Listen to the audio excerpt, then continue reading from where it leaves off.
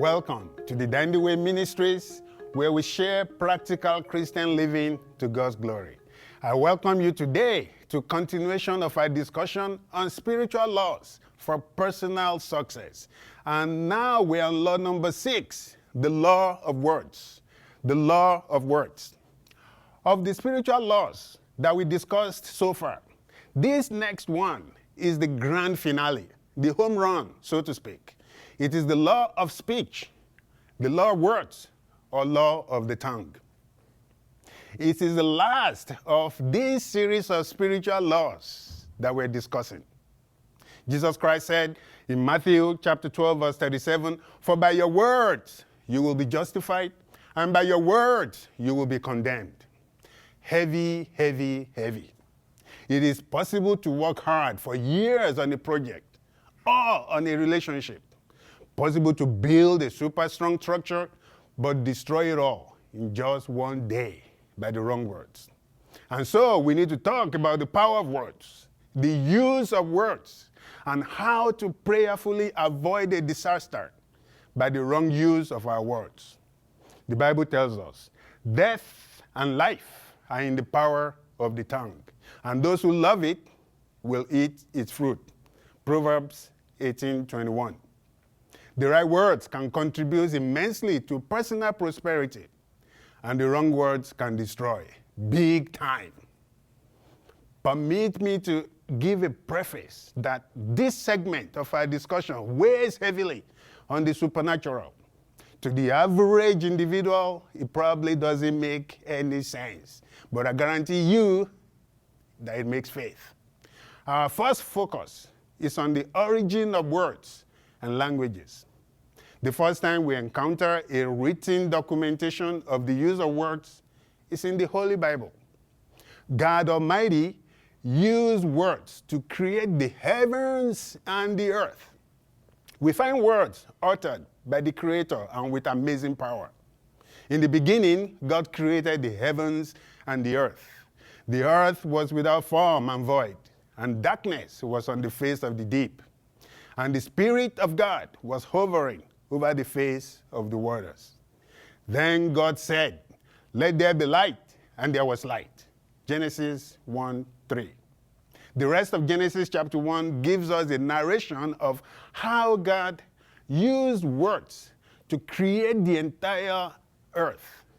The curious mind will want to ask, what language did God speak here? And the answer is, we don't know. The Bible did not tell us.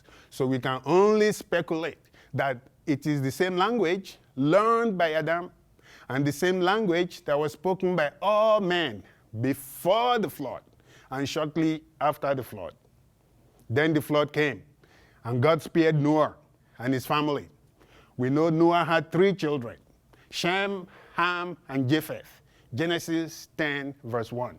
In Genesis chapter 11, verse 1, we find that the descendants of Noah spoke one common language, and the whole earth was of one language and of one speech. Genesis 11:1. But we also find in the previous chapter, chapter 10, verse 5, that the sons of Japheth had their local languages or tongues that is different from the common language mentioned in Genesis 11, verse 1. The sons of Ham also had their own local languages, as we find in Genesis 10:20. And the sons of Shem had their own local languages as well. Genesis chapter 10, verse 31. In fact, the Jews believed there were a total of 70 languages among all the sons of Noah. The common language that everyone spoke was lost at the Tower of Babel, as we find in Genesis 11, verses 6 to 9. And the Lord said, "Indeed, the people are one, and they have one language. And this is what they begin to do. Now, nothing that they propose to do will be withheld from them.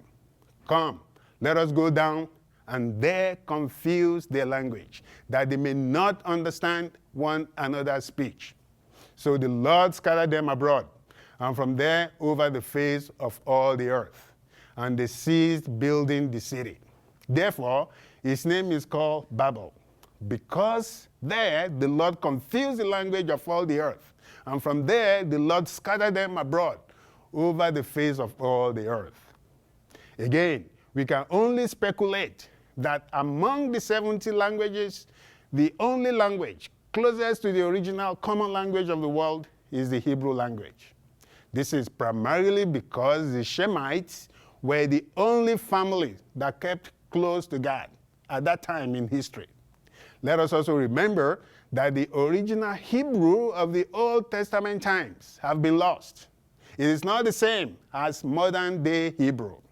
Similarly, the modern-day Greek is not the same as the biblical Greek. This should not be a surprise, as we know languages evolve all the time. To summarize, we have looked at the originator of words or languages, God Almighty. We have also looked at the amazing power of words, so much that the entire earth was created with words. Words are so powerful that God equates himself with it. In John chapter 1, verse 1, we find, "In the beginning was the Word, and the Word was with God, and the Word was God." We have looked at the original language that was lost at the Tower of Babel, and that Hebrew is the closest language to the original. The Jews said there were 70 languages after the flood, and the high priest at the time of Christ was required to speak them all. In the next video, we shall look at the language of angels and take a closer look at the power of words and how we can utilize words to augment our personal prosperity.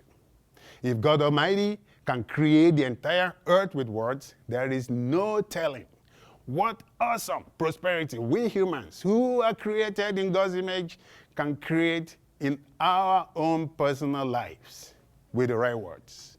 Thank you. I will see you next time.